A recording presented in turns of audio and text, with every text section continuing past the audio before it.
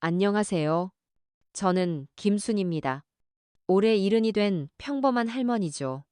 오늘 제가 여러분께 들려드릴 이야기는 어떻게 시작해야 할까요?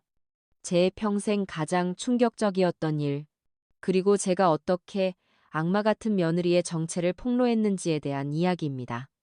혹시 여러분도 자식을 둔 부모라면, 특히 아들을 둔 어머니라면 제 마음을 이해하실 거예요. 자식이 좋은 사람 만나서 행복하게 살기만을 바라는 마음 말이에요. 그런데 만약에 말이에요. 그 며느리가 사실은 전문 사기꾼이라면 여러분은 어떻게 하시겠어요?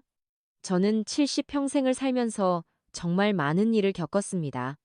남편을 일찍 잃고 혼자서 아들을 키우느라 얼마나 힘들었는지 몰라요. 그래도 제 아들 경수만큼은 착하고 성실하게 키웠다고 자부했거든요. 40이 넘도록 연애 한 번 제대로 못하던 아들이 어느 날 갑자기 여자친구를 데려왔을 때 저는 정말 기뻤습니다. 박날이라는 그 여자는 정말 완벽해 보였어요. 예쁘고 똑똑하고 예의 바르고 대기업 비서라고 하더라고요. 처음 만났을 때 그 애가 제게 한 말이 아직도 기억나요. 어머님, 정말 경수 오빠를 잘 키우셨네요. 이렇게 착한 남자는 처음 봐요. 그때 제 마음이 얼마나 따뜻했는지. 아, 정말 하늘이 우리 경수에게 좋은 사람을 보내주셨구나 싶었죠. 그런데 그게 다 거짓말이었다는 걸 알게 됐을 때의 그 충격이란. 자, 그럼 처음부터 차근차근 들려드릴게요. 제가 어떻게 그 악마 같은 여자의 정체를 밝혀냈는지, 그리고 제 아들을 어떻게 구해냈는지 말이에요. 저는 서울 외곽의 작은 아파트에서 아들 경수와 단둘이 살고 있었어요. 남편이 돌아가신 지 벌써 15년이 넘었지만, 그래도 우리는 나름 평온하게 살고 있었거든요. 경수는 한 회사에서 15년째 다니는 성실한 직장인이에요. 성격도 워낙 내성적이고 소심해서 여자친구 한 번 제대로 사귀어 본 적이 없었죠. 사실 저도 속으로는 걱정이 많았어요. 40이 넘은 아들이 아직 혼자 지내니까요. 주변에서도 중매를 서주겠다고 하시는 분들이 계셨지만 경수는 그때마다 아직 때가 아닌 것 같아요. 어머니라면서 거절하곤 했어요.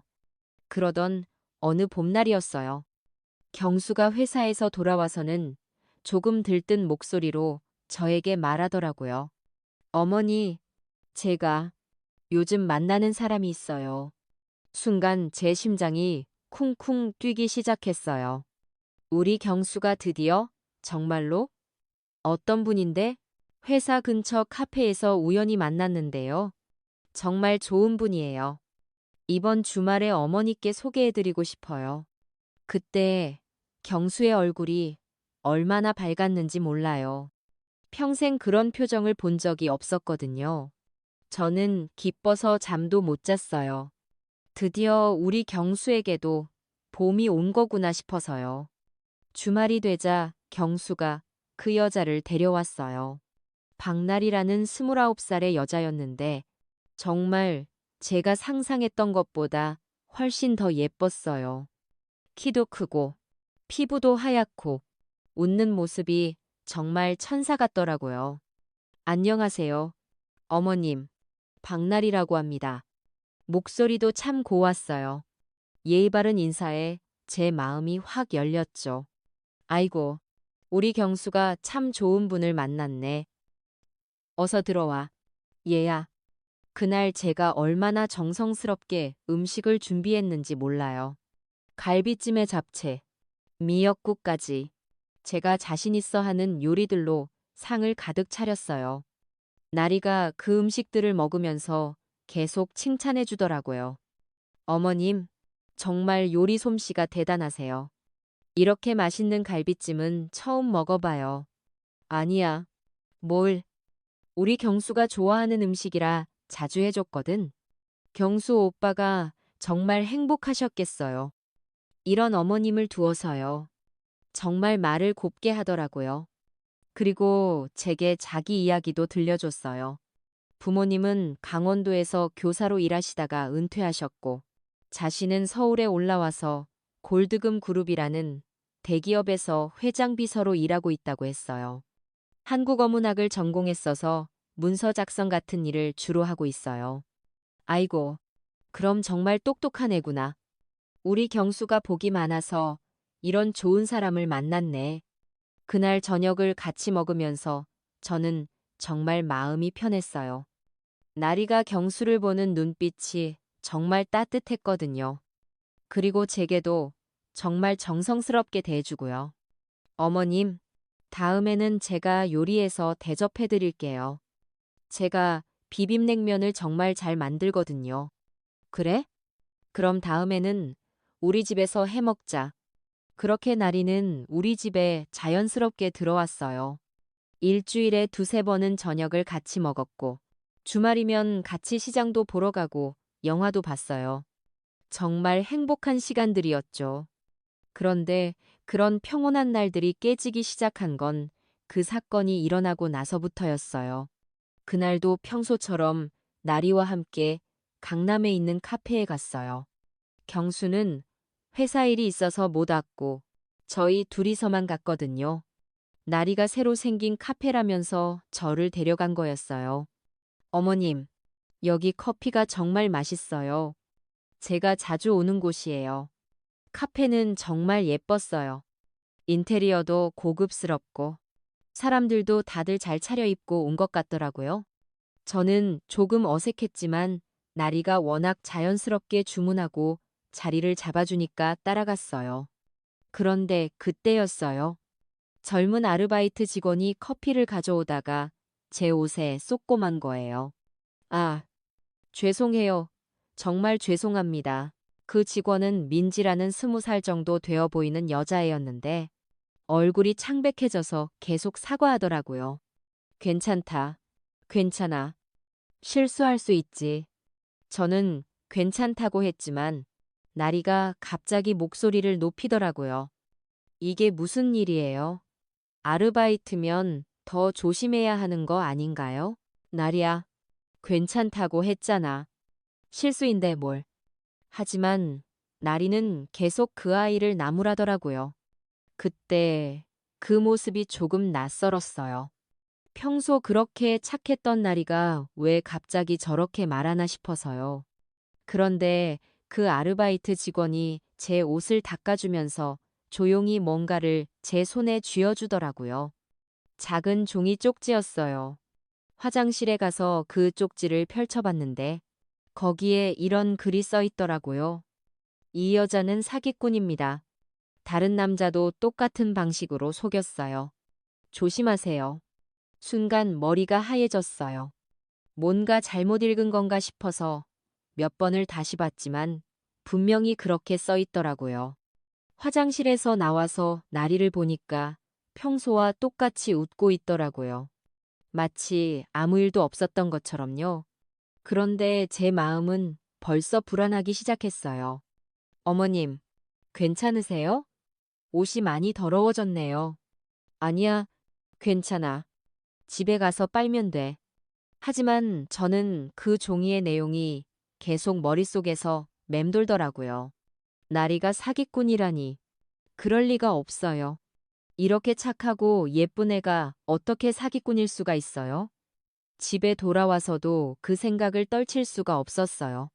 경수에게 말해야 하나 고민도 됐지만 만약 그게 거짓말이라면 나리한테 너무 미안한 일이잖아요. 게다가 경수가 저를 어떻게 생각할까요? 새 여자친구가 마음에 안 들어서 근거 없는 말을 한다고 생각할 수도 있고요.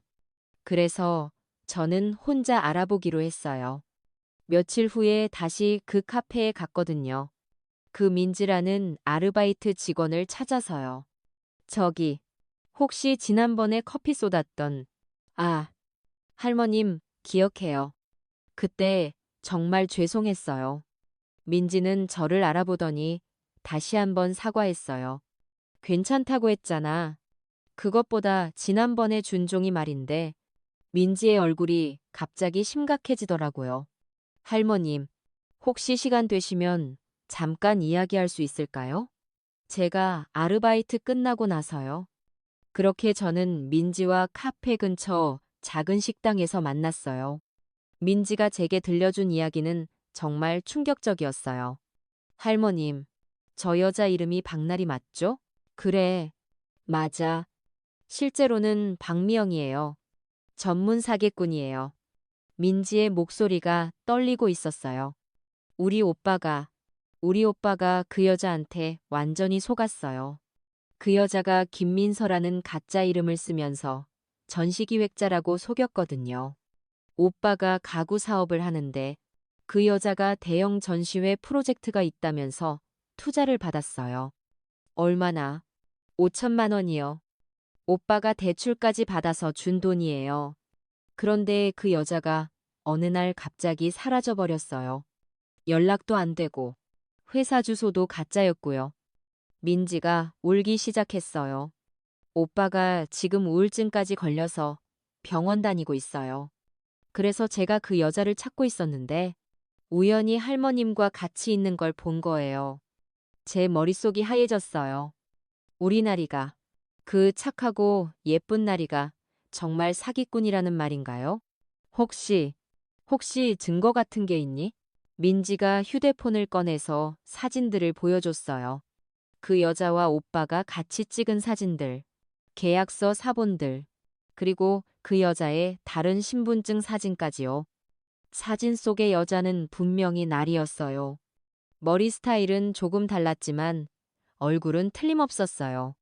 이 여자가 정말 여러 명의 남자들을 속였어요. 매번 다른 이름, 다른 직업으로요. 집에 돌아가는 길이 정말 멀게 느껴졌어요. 제 다리가 후들후들 떨리더라고요.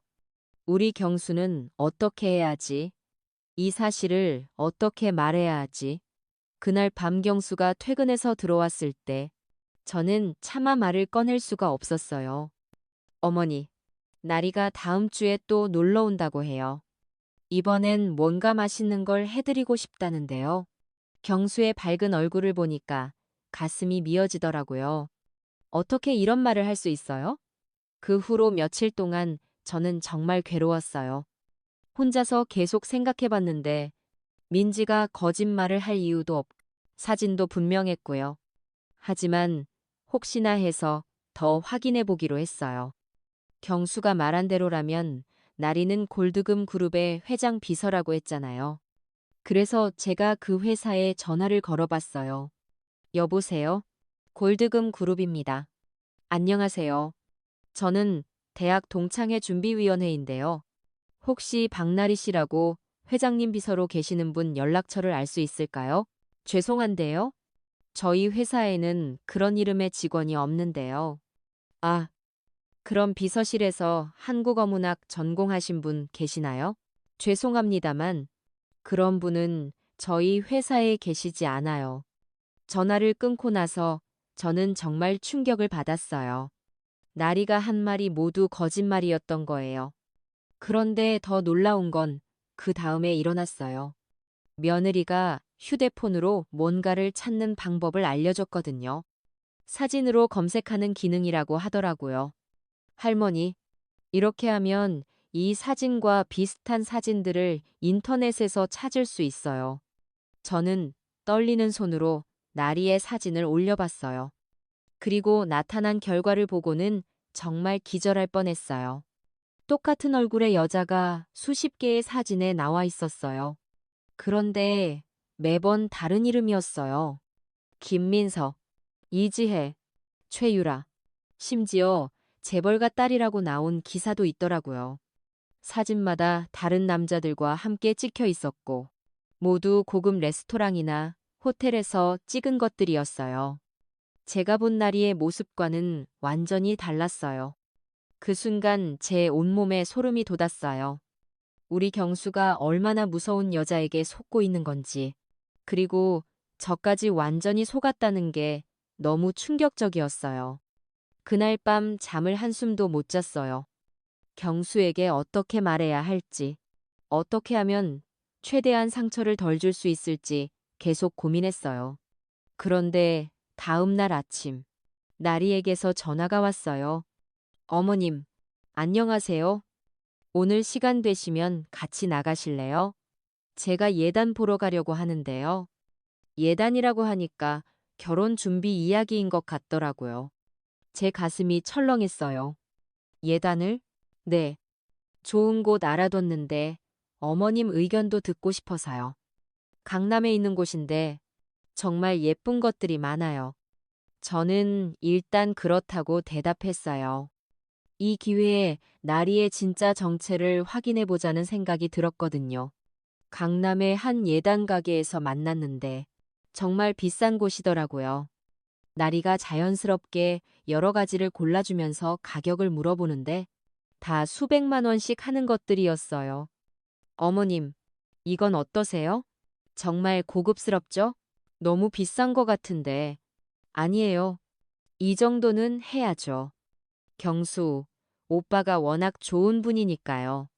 그런데 제가 화장실에 가는 척하면서 몰래 들어보니까 나리가 가게 사장과 이상한 대화를 하고 있더라고요.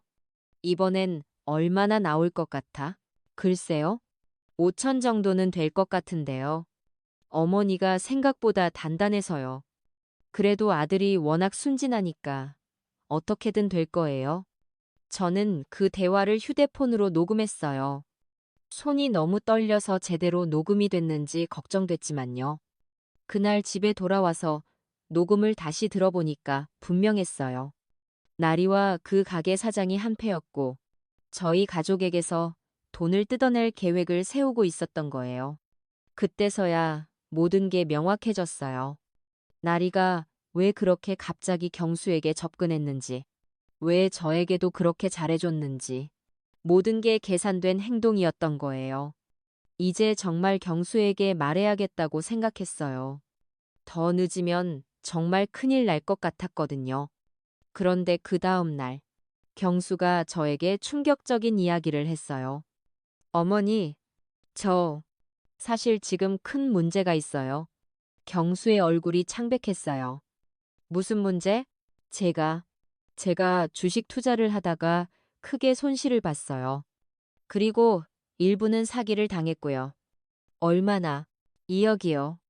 저는 정말 깜짝 놀랐어요. 2억이라니. 우리 같은 서민한테는 상상도 할 수 없는 큰돈이잖아요.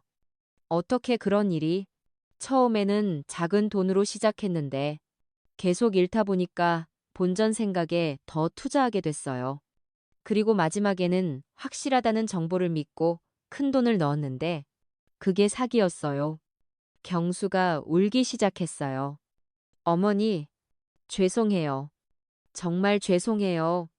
그래서 지금 어떻게 하고 있는데 고리대금업자들한테 빌렸어요. 그런데 이자가 너무 높아서 이제 정말 어떻게 해야 할지 모르겠어요. 그때 경수가 더 충격적인 말을 했어요. 나리가? 나리가 도와주겠다고 해요. 자기 회사에서 확실한 투자처를 소개해 줄 수 있다고요. 그런데 그러려면 큰 돈이 필요해요. 얼마나? 집을 담보로 대출을 받아야 할 것 같아요. 그 순간 제 머릿속이 하얘졌어요. 이게 바로 나리의 진짜 목적이었구나. 경수를 빚더미에 앉게 만든 것도, 구원자 행세를 하는 것도, 모든 게 우리 집을 노리고 계획한 일이었던 거예요. 안 돼. 절대 안 돼. 저는 소리를 질렀어요. 어머니? 그 집은 네 아버지가 평생 고생해서 마련한 집이야. 절대로 담보로 잡힐 수는 없어. 그럼 어떻게 해요?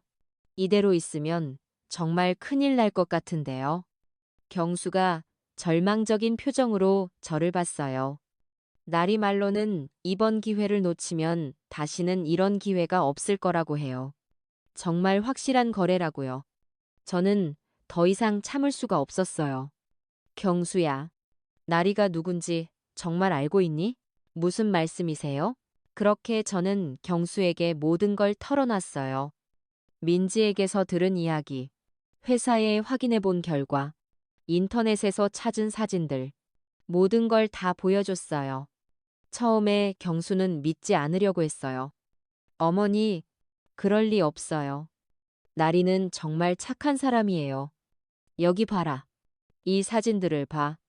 경수가 휴대폰 화면을 보더니 점점 얼굴이 하얘지기 시작했어요. 이게, 이게 정말 나리예요? 그래. 이 여자가 얼마나 많은 남자들을 속였는지 봐.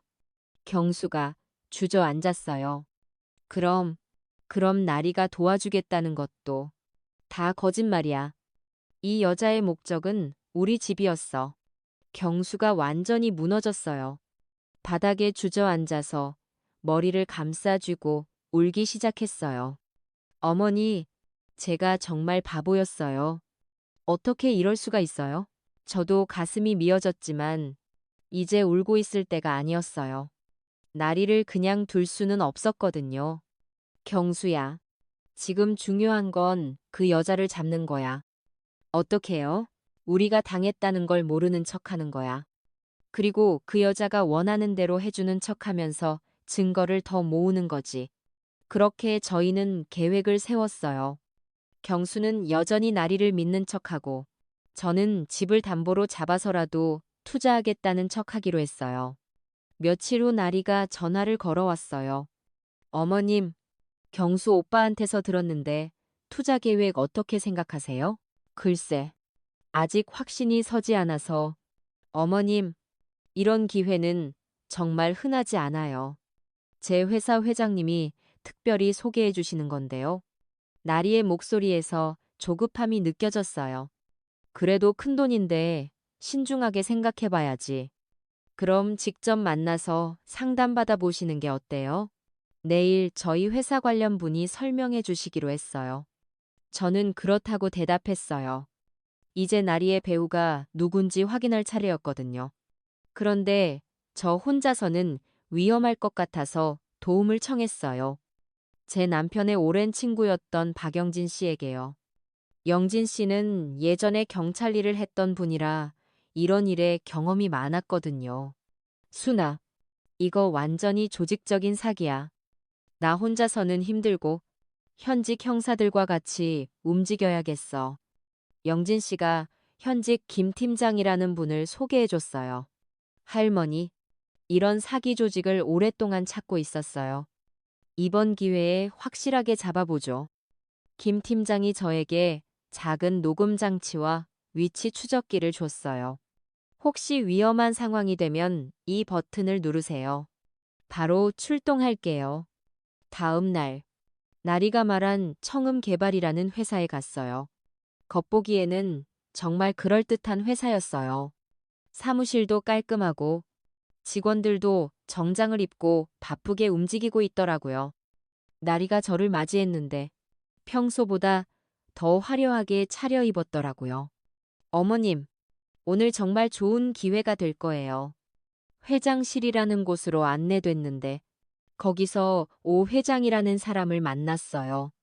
60대 정도의 남자였는데 얼굴은 인자해 보였지만 눈빛이 예사롭지 않더라고요. 어르신, 반갑습니다. 저희 나리가 많은 이야기를 해줬어요. 오 회장이 정중하게 인사했어요. 네, 안녕하세요. 오늘 제가 정말 특별한 기회를 소개해 드리려고 해요. 제주도 리조트 개발 프로젝트인데 정부에서도 적극 지원하는 사업이에요. 그렇게 1시간 동안 화려한 프레젠테이션이 시작됐어요.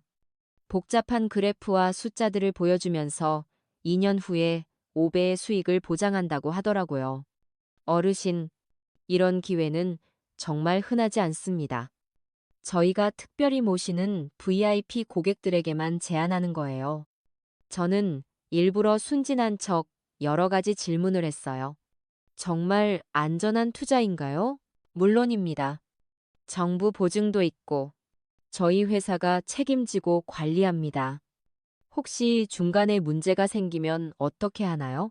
그런 일은 절대 없을 거예요. 하지만 만약을 위해서 보증서도 드리겠습니다. 나리도 옆에서 계속 거들어주더라고요. 어머님, 정말 좋은 기회예요. 경수 오빠 문제도 해결하고 나중에 우리 결혼 자금도 마련할 수 있어요. 드디어 본색을 드러내기 시작하는구나 싶었어요. 그런데 돈이 그렇게 많지 않은데 어머님 집이 있으시잖아요. 그걸 담보로 대출 받으시면 충분해요. 오 회장이 말했어요. 5억 정도면 2년 후에 25억이 됩니다. 정말 인생이 바뀌는 기회예요. 그렇게 그들은 저를 설득하기 시작했어요. 온갖 달콤한 말들로요. 알겠습니다. 한번 해보죠. 제가 그렇게 말하자 나리와 오 회장의 얼굴이 확 밝아졌어요. 정말 현명한 선택이세요. 어르신, 그럼 언제 계약을 하죠? 내일 은행에서 공식적으로 계약하시죠. VIP 룸에서 하면 더 안전할 거예요. 그렇게 다음날 만나기로 했어요. 집에 돌아와서 김 팀장에게 연락했어요. 내일이 결정적인 날이 될 것 같아요. 알겠습니다. 은행에 저희 사람을 배치해 놓겠어요. 할머니는 평소대로 행동하시면 돼요. 그 밤 잠을 잘 수가 없었어요. 내일이면 모든 게 끝날 거라는 생각에 떨렸거든요. 다음 날 은행에 갔을 때 나리와 오 회장이 이미 와 있었어요. 둘 다 정장을 차려입고 정말 비즈니스맨처럼 보였어요. 어머님, 오늘부터 새로운 인생이 시작되는 거예요. 나리가 환한 미소를 지으며 말했어요. 그 미소가 얼마나 가짜였는지 이제는 알 수 있었어요. 은행 VIP 룸에서 계약서를 검토하는데 은행 지점장이라고 소개된 사람이 사실은 김 팀장이었어요. 계약서에 문제 없으시면 서명해 주세요. 저는 떨리는 손으로 서명을 했어요. 그 순간이었어요. 오진성 씨, 박미영 씨, 사기죄 및 특정 경제범죄 가중처벌법 위반으로 긴급 체포합니다. 갑자기 여러 명의 경찰이 들어왔어요. 나리의 얼굴이 순식간에 일그러졌어요. 뭐야? 이게 무슨? 할머니가 다 신고했어. 너희들이 한 짓을 다 알고 있다고. 김 팀장이 차갑게 말했어요. 그때 나리가 완전히 돌변했어요. 그동안 보여줬던 착한 모습은 온데간데 없고 악마 같은 표정으로 저를 노려봤어요. 이 늙은 것이 왜 이런 짓을 한 거야? 나리가 저에게 달려들려고 했지만 경찰들이 막았어요. 너 같은 년이 우리 경수를 속였다니. 저도 참았던 화가 터져나왔어요. 당신이 뭘 안다고. 그 바보 같은 아들을 위해서 한 일인데. 나리가 소리를 질렀어요. 그 모습을 보니까 정말 소름이 끼쳤어요. 오 회장도 체포됐고 청음개발 사무실도 전부 압수수색됐어요. 거기서 수십 명의 피해자 명단과 수십억 원의 사기 금액이 확인됐어요. 며칠 후 뉴스에도 나왔어요. 70세 할머니가 밝혀낸 수백억대 투자 사기 조직이라는 제목으로요. 그 뉴스를 본 민지가 저에게 연락을 줬어요.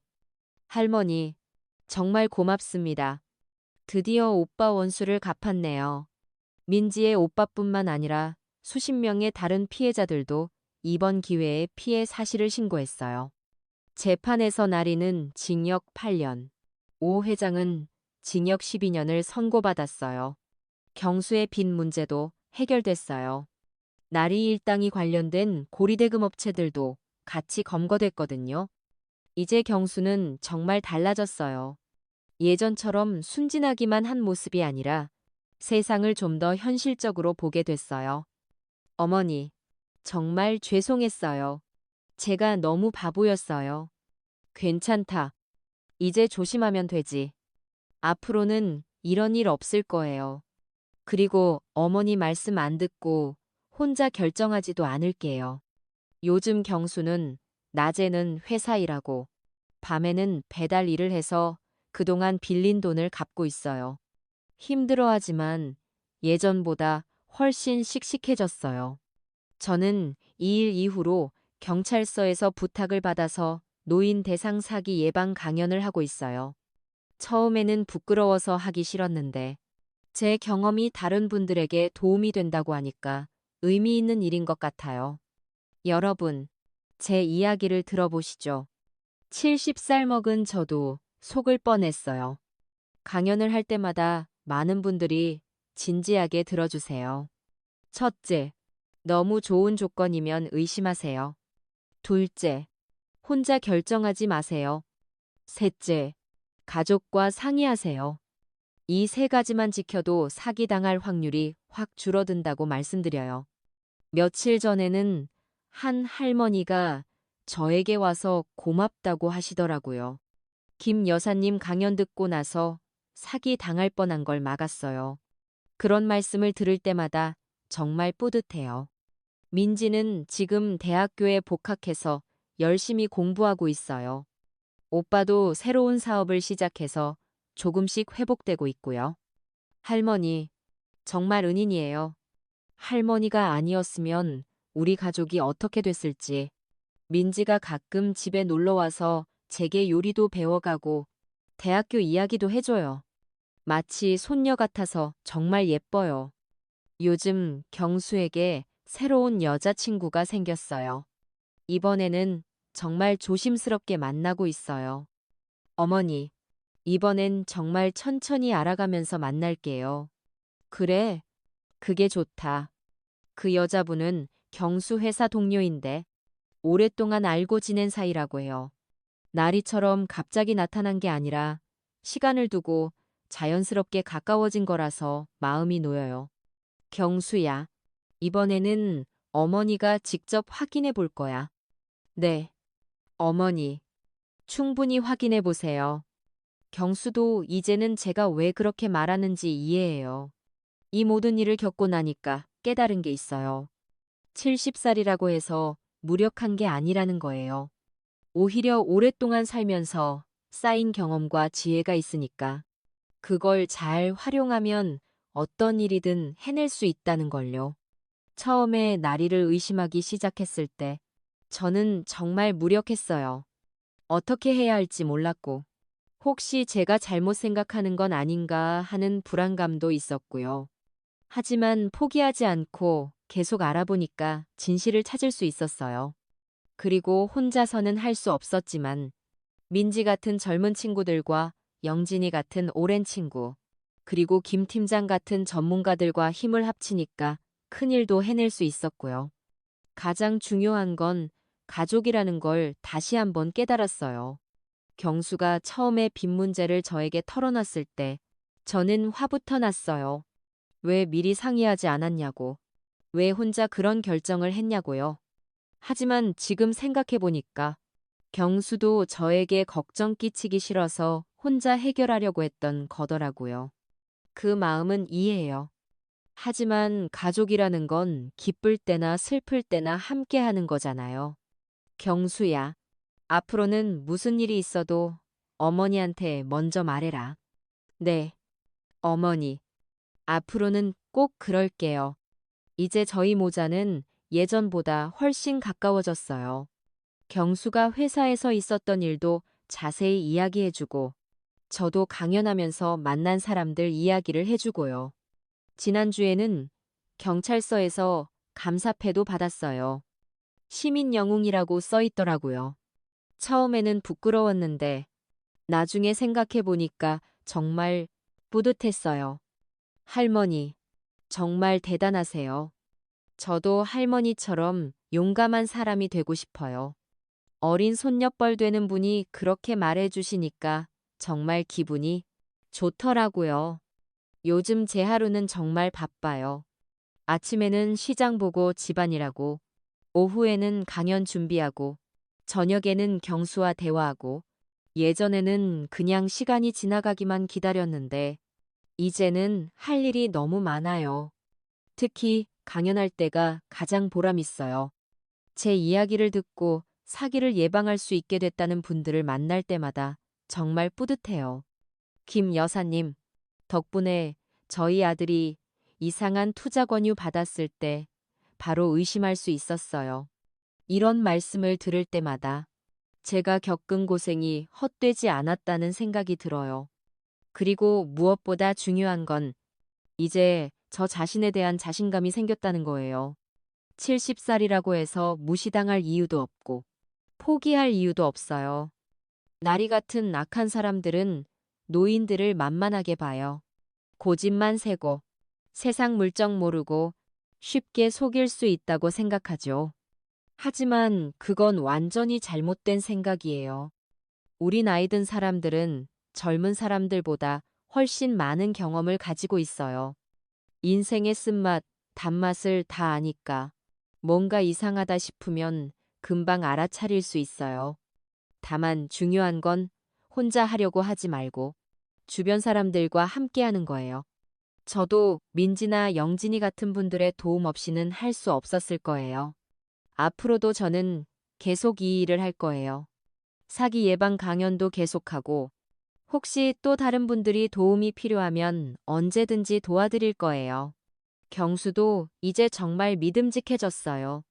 예전에는 너무 순진해서 걱정이었는데 이번 일을 겪고 나서 세상을 보는 눈이 생겼어요. 하지만 여전히 착한 마음은 그대로여서 다행이에요. 어머니, 저도 어머니처럼 다른 사람들 도울 수 있는 일 하고 싶어요. 그래, 좋은 생각이다. 요즘 경수는 주말에 봉사활동도 하고 있어요. 제가 강연하는 곳에 따라와서 기술적인 부분들을 도와주기도 하고요. 생각해보면 날이라는 악한 사람 때문에 시작된 일이었지만 결과적으로는 저희 가족에게 정말 좋은 변화를 가져다 줬어요. 경수는 더 성숙해졌고 저는 새로운 인생의 목표를 찾았고 우리 모자의 관계도 더 돈독해졌으니까요. 물론 그 과정이 쉽지는 않았어요.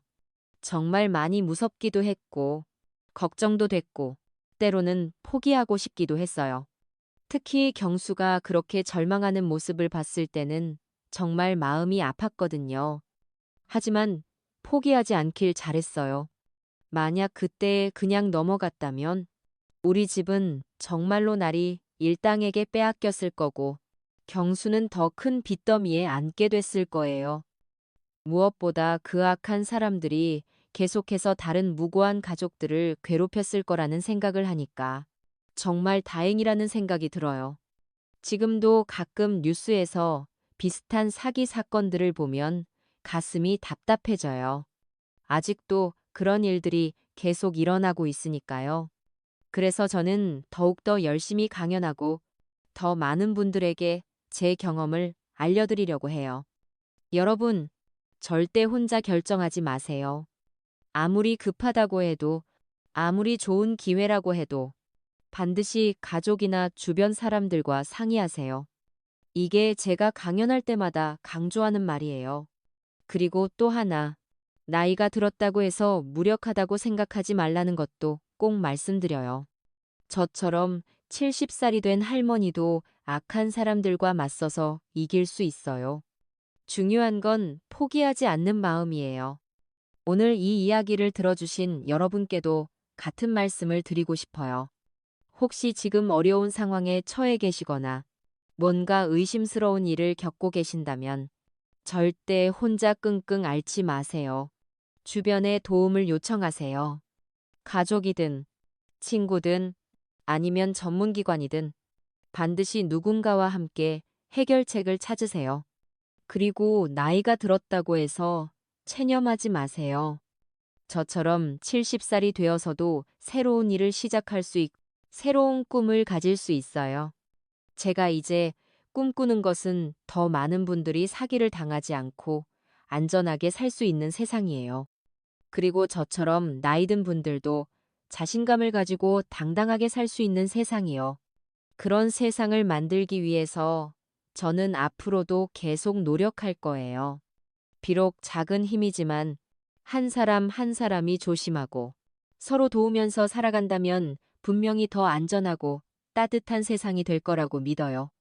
마지막으로 혹시 지금 이 이야기를 듣고 계신 분 중에서 저와 비슷한 상황에 처하신 분이 계시다면 절대 포기하지 마세요. 저도 처음에는 정말 막막했지만 포기하지 않고 끝까지 해냈어요. 여러분도 분명히 할 수 있을 거예요. 그리고 혹시 도움이 필요하시면 언제든지 전문기관에 도움을 요청하세요. 혼자서는 힘들어도 함께하면 어떤 어려움도 이겨낼 수 있어요. 오늘 긴 이야기를 끝까지 들어주셔서 정말 고맙습니다. 여러분 모두 건강하시고 사기꾼들한테 절대 속지 마세요. 그리고 항상 가족을 소중히 여기시길 바랍니다. 감사합니다.